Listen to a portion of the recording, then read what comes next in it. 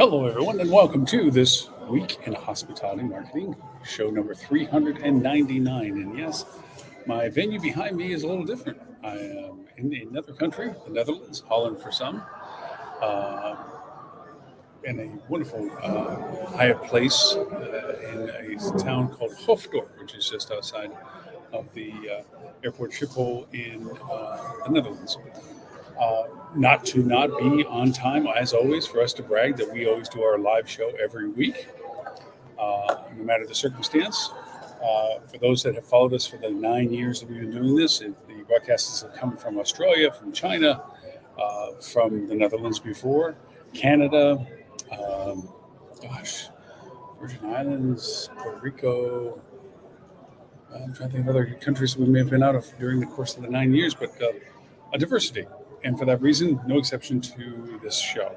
Although I apologize in advance for the background noise if my sound canceling earbuds are not doing its job effectively. Um, we will be changing venues as the weeks go on, because we'll be here for a couple of months.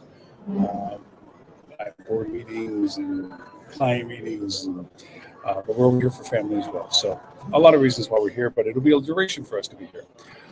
That being said, today's conversational topic, or topic for conversation, is relatively sensitive to the events that transpired to get us here, and that was the planning and process of the means to make travel. Now, for us, what was unique this time is that we brought our small dog, Edison.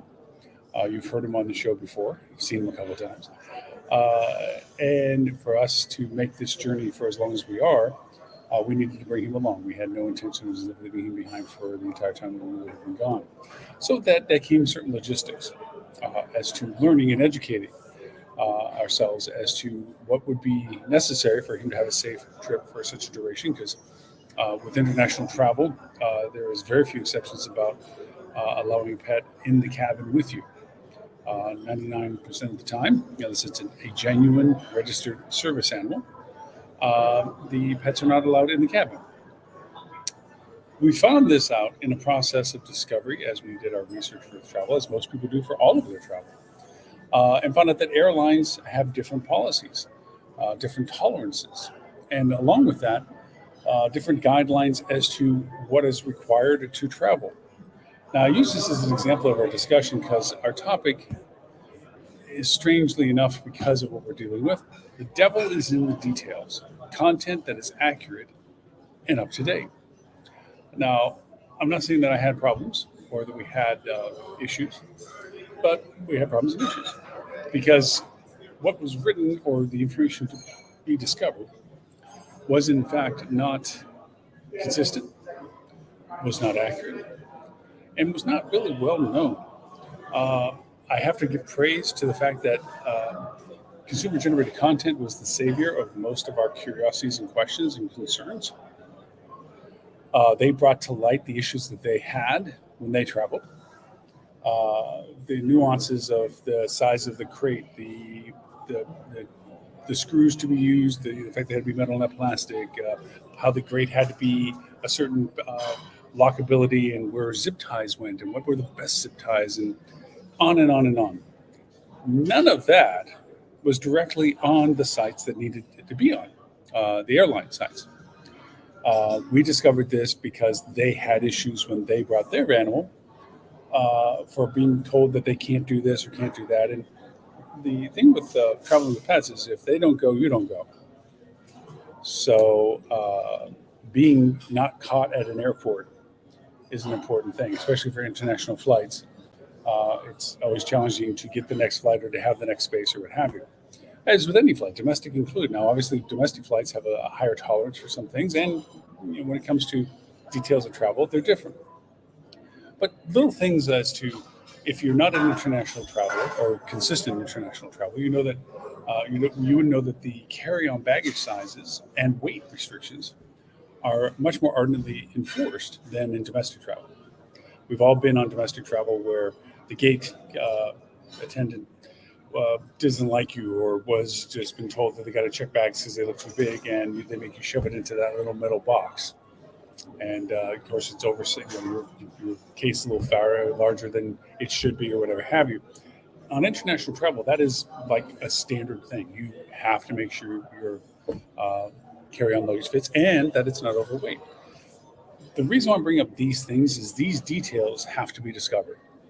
This information has to be available.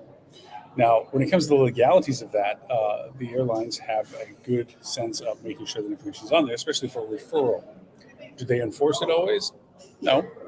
I mean, if you have a business class ticket or first class ticket compared to economy ticket, the enforcement sometimes is different. So too is the weight limits. You're actually allowed more weight per carrier and size of check-in bag and so forth. But these are all details that you discover. And the reason why I'm not droning on about this, maybe I am, is the value proposition of your content for your guests. Our guests go through a stage of 4 processes with us, and that is the discovery process, the education process. All of that is pre-arrival. The arrival process, the duration of their stay with you, and the exiting and post-departure communication. It's a standard funnel of communication we've always talked about. We focus so much not only on this show, but in general, that the content that we produce, the content that is important to produce, is all about substantiating advertising, confirming what the advertisement is driving them to. Basically, the filling in of the details that are related to the purpose of the advertising. And that doesn't diminish in its value, and it doesn't diminish in the importance of making that a priority. But I'd like to augment that statement, and that is the content that is informative, the content that is supportive, and the content that is useful should equally be prioritized. Nothing is worse than being told uh, that you have certain amenities in the room, but that information is no longer up to date. And you find out that it's not the case, that they're only in certain rooms and your room isn't one of them, or that isn't what's in the picture. If you take a picture, this is your amenities. You have to rely on that. You look at the list of what's supposed to be in the hotel. You see the pictures that they provide of the hotel rooms, and you are connecting the dots that what they say they have. If it's not in the picture, then it should be in the room, like a hairdryer in the closet or something. Uh, I say this because with international travel, we're so used to in the United States of brand standards, familiarization. Independent hotels emulate that standardization in the sense that there's certain things that rooms have in perpetuity. Um, there has been testings where certain brands don't have ironing boards because they're not used that often, or the demographics of the people using the room don't require ironing boards, or therefore no irons.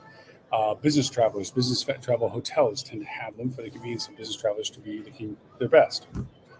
Um, these details, if not kept up to date on your website, can be deceiving and disappointing. If they are kept up to date, then it benefits the reaffirmation of why the property was chosen. If your staff is not kept up to date as to the changes of what your property holds, like you updated your website, you updated your content, your images, and so forth, but your team wasn't been made aware of the new updates to room types or amenities or what have you, it's just as bad as we often complain about where front desk and team members don't know about specials and promotions that you're there participating in, some reward or amenity that you're supposed to receive for having booked a certain code. These details in the communication process are just as critically important as the facilitation of the accuracy of the content that your website has. Now, again, not to drone over current circumstances of being in a foreign country in a new hotel, or new for us hotel, is not having the familiarization of what will be here, the familiarization of how to get here, the familiarization of what to do while you're here, the familiarization of what's considered norm or not norm, what is or is not included, how and how you do not do certain things. You are, as a traveler, at the mercy of what data has been given to you, the content that has been shared to you. For that reason, if it is inaccurate and creates problems, it reflects immediately upon the source of the data, which is the hotel. If there was an exclusion to the content, that they like had shuttles, but they don't tell you that the shuttle only runs twice a day, or that you have to pay for the shuttle when they basically didn't say that they required you to pay for the shuttle, or that the shuttle is shared with other hotels and the schedule is not imminent, but on a cycle of, and you have to make a reservation. How often have you been in a hotel where they do have shuttle service, but they didn't share with you the fact that in order to get on the shuttles, that it's a good idea, well, actually not good, but it's required that you make a reservation. And for high demand periods like early morning departures or evening departures, whatever the cycle of demand usually is for arrivals and departures for the airport that it's next to, that it is in your best interest to make that reservation well in advance of its need so that you don't find out regrettably that there is no room on the shuttle when you need it the most to make it to the airport. And now you're looking for alternative transportation where you had planned on using the transportation you thought was provided. Just to be clear, none of these things have happened here to where I'm at. These are the things that I began thinking through of having run airport hotels, been responsible for airport hotels. I took for granted. Now I was at a time that when I was running airport hotels that there was more traditional methods of communication. The internet wasn't the primary source of education. A lot of it was call scripts as to sharing information, brochures, um, those types of communications or group bookings where the information was provided to the group booking agent to be shared with those participating in the group agency and so forth. Those means of communication were pretty static because once printing 5,000, 10,000 brochures, you best make sure it's right. With us on the internet and for what we can do, we can, at the flip of a switch, change content to be as accurate as possible, expand content that don't require whether or not you have to print a whole nother page or another section of a booklet or anything like this. We can expand our content dramatically. And we've talked a lot of times about adding content that is useful and valuable to your guests, knowing what the events are. Flip2 just released their Discovery program that includes event-driven information to show you the relevancy of what you should consider on the dates that you're considering going to a particular property. That's been a holy grail of content connectivity forever. I did it manually once for a hotel in Montreal where manually I was going and looking at the calendar and manually going and making sure that an email was sent to anybody that had dates of stays that the events were running. However, well appreciated and adored, it just wasn't worthy to maintain because of its time consumption and amount of work to maintain those things. Now we have technologies that can do this.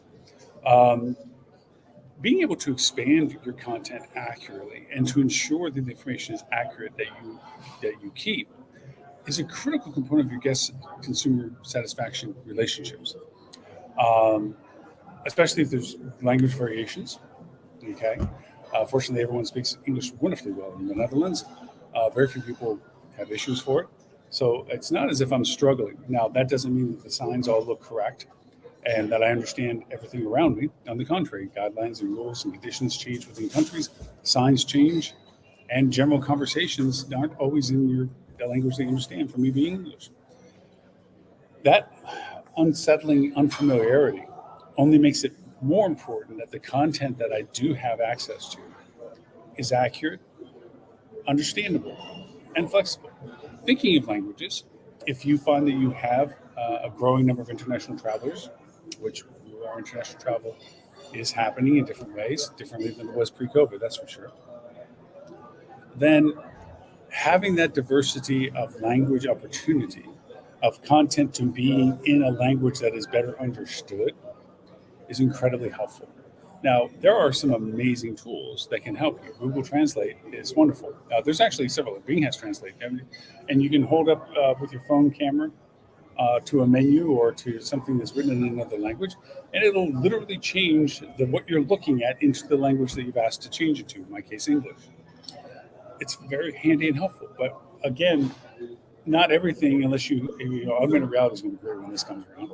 Being able to look around and everything gets translated to your own viewership. It's still, you do it for prioritization. I don't understand it, but I need to read that, so let me look at this. A lot of signs in, out, fire, danger, things like this, you should understand pretty well, or at least be familiar with. The idea that we should have language, the idea that we should have a more comfortable way of acquiring the data that's necessary for our stays is a huge value proposition that we must maintain. I can honestly say nothing is worse, and we found this in our discoveries of looking for where we're going to stay and what we're going to be doing and so forth, that the information is out of date, that the last update was way long ago, that the information is inaccurate or incomplete, because when you are untethered and you're in uncertain or less than confident situations of being in foreign countries, being in travel wise to a place you haven't been before, knowing what's customary or not customary, having that additional information provided to you so that you understand better what you need to know whether or not that's what you want, that's where you want to stay, but also how do I get to such and such place? How do I get to such and such place? I remember to this day a trip to Italy, and we were going to see the Statue of David. And this goes pre-internet to a degree. It was very early internet, early 20s, 2001, thereabouts. The internet was there, but it certainly didn't have the depth and usability that we have now. So a lot of the things we relied on were travel agent information, the Rick Steves things of the world that we'd print out and so forth. And we go to see the Statue of David, and we're staying in this very long line that we were told was the entrance to where you get to see the Statue of David. And we're standing there, and the line's barely moving. And literally, about 2 hours into this, I'm thinking from what we moved to how far we have to go, we're never going to see the statue before the end of the day. But I do keep noticing that there are people that aggregate off to the side of the street, and then they're brought and led into what I can assume to be another entrance into the Statue of David. So I asked my wife to stay in the line for a little bit, and I caught one of the groups when they were clustering together, and there was somebody that spoke English. They said, "Hey, just curious, are you going to see Statue of David?" And they're like, "Yeah." And they said, "How are you guys getting in when we're in the line?" "Oh, you never want to do that. You want to go around the corner over here and get your ticket from a priority ticket place, and then they bring a tour in, which is basically opening the door for you to let you in, and you can stay and look as long as you want," which is the slow down to the line I was standing in, because until the groups thinned out, there was not a way to bring more people in. So I was literally following what I understood the way to do this, but really, if I had understood or had better information, I would have known to do it a better way. As we always said before in the show, finding out that you missed the biggest ball of twine next door because you weren't told is incredibly disappointing, and you often blame the resources that you relied upon. In most cases, it's the hotel or the accommodations that you're staying in that they didn't share this with you. That is where it's critically important to have useful and up-to-date and accurate information that is available. And it doesn't have to be for just the purpose of being able to index that content and show relevance to it. It really is a useful condition of people engaging with the website, that they can see all the information they need to know. So in this resort that I'm at now, the hotel I'm at right now, the fact that there are 2 bus stops walking, like 2 minutes walk from either side of the hotel, but they go in 2 completely different directions that we're going to be going at one point. This one goes back to the airport. That one goes to the downtown. By the same token, now we have shuttles that will go to the airport from here. There's a schedule in the lobby. Nice little pull-back banner. It doesn't recommend reservations, but it does suggest on a tent stand by the front desk that during peak demands of mornings and early afternoons, that you would consider making a reservation so that you can fit on the shuttle, or that they know they need a second shuttle to accommodate the extra requirements. That awareness of data around you, and not just relying that the front desk person is going to know everything that you need to know or share everything that they think you should share.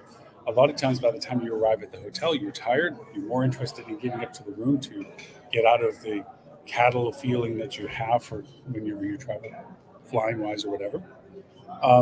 You don't ask the right questions you should. You don't take the time to understand the way you need to. Knowing when breakfast is available, knowing how to get breakfast when available, knowing what to expect for breakfast. what features there are for breakfast. With it being an international audience that comes to this hotel, the diversity of the breakfast is phenomenal. The food is phenomenal. But by the same token, there's food that you don't immediately recognize. Like, what do I do with that? And it's because there's a contingency of different ethnicities that come into the hotel, and they cater to the breakfast offerings that it's included. It's not all packages. So you have to show verification of that your reservation included it.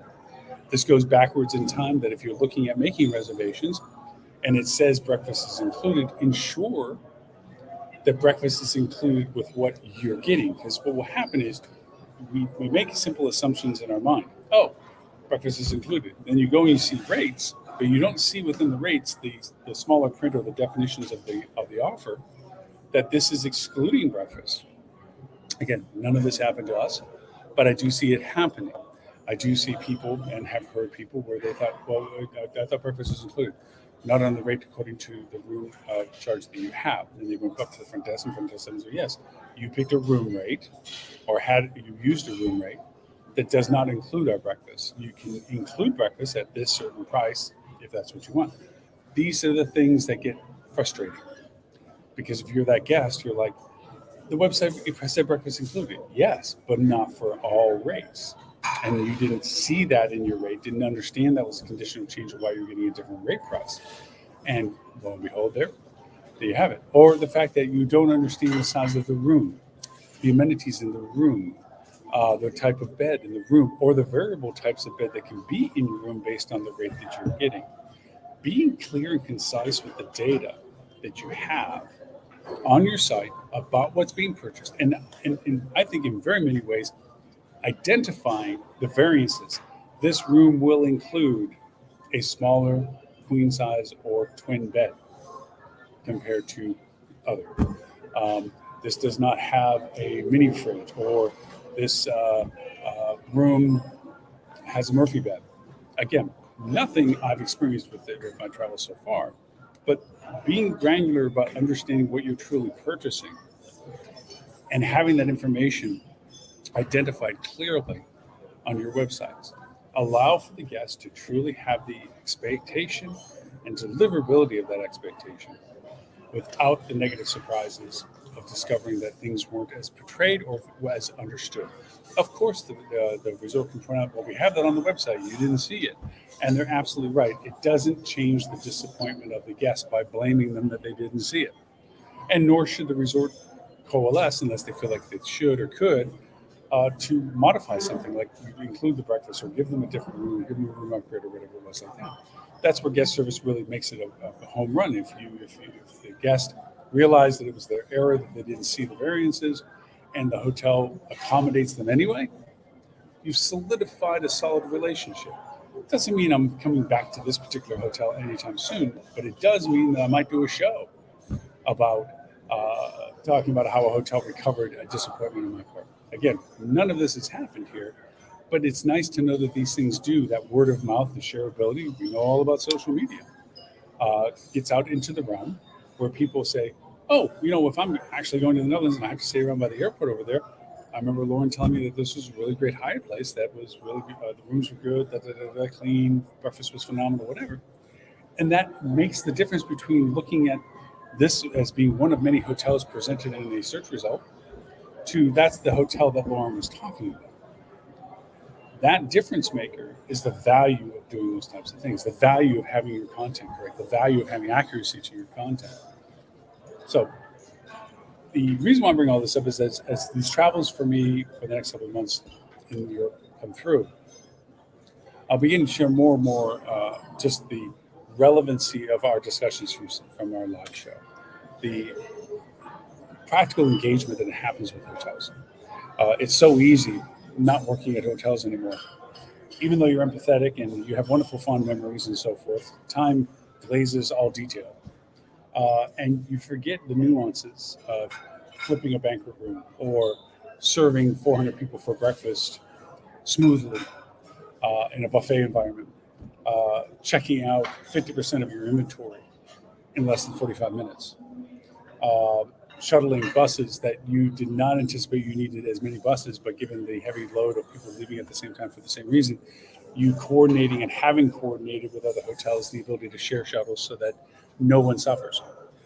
All of these things are based down to the property level data life.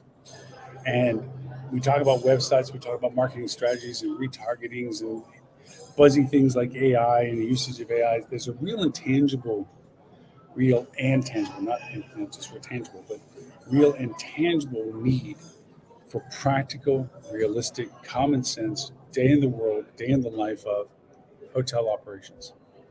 Light bulbs that get missed. That's still a quirky thing. I can walk into any lobby and I can tell you how many light bulbs are out within probably 15 seconds. It's a thing from when I used to be a GM. In my hotel, I was always walking around and always noticing lights because that was a part of being a GM. Paper on the floor, I still pick up paper on the floor. It's not even my hotel, and I pick up paper off the floor. I'll still align chairs around a table that has nothing to do with me servicing a table from my old waiter days. The things don't leave your life, but the way of life leaves your day. And so it's going to be fun for the next few months to travel through all the places we're going to go, see and do the things that are applicable to our industry, live them firsthand for a period of time, and to really appreciate again the things that make our industry so unique. So that was the inspiration of my topic today of the devil's in the details, content that is accurate and up to date, is because it's amazing how, as I started this with the fact that we're bringing our dog with us, Edison, and the details that we learned and the details we had to discover, and then the reality of our experience. We basically felt that if we didn't follow every T crossed and I dotted, that we would be possibly in jeopardy of not being able to bring him while we're at the airport. And to go to a terminal and or to the check-in and the person to not even know the details of what they were supposed to look for. And we had to educate them what we had prepared for. And then from that, to be brought over for it's great to be checked in, and we wanted to get the verification that we are, according to the paperwork, said that we should be asking for, and them not even requiring the things that the paperwork said that we would be required to do. And we said, well, no, we really do want to put these substances. Don't worry about it. It's like, no, we do have nothing about wanting to let the door accidentally open at all for our dog. We're zip tying this because your policy says we needed it, and we're going to do it. The uniqueness of the reality versus what was being dialogued in the content was different.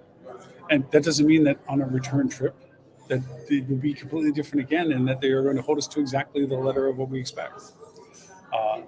The idea that the closer you produce your daily running of your hotel or resort to the content that you say is your daily hotel resort, room types, amenities, services, expectations of what the service levels are, the things around you and so forth, the better the experience and the more affirmational and word of mouth the value proposition that becomes. So with that, again, the devil's in the details, content that is accurate and up to date. Things like FAQs, not being too salesy, accuracy and updates on things that are timely and transitory, changes in things that are happening from short rooms because we have that capability. All those things are critically important. So with that, my name is Loren Gregg. I thank you for the privilege of your time. Thank you for this being our last show of March of 2023. Next week, April 7th, we roll into show number 400. So the reason why we can say we do it every week, no matter where we are, is because we do it every week, no matter where we are. So greetings from the Netherlands. I will say hi to you next week, probably from the Netherlands again as well, from our current travel plans. And until show number 400 next week on April 7th, I wish you a very happy day and great weekend. Bye.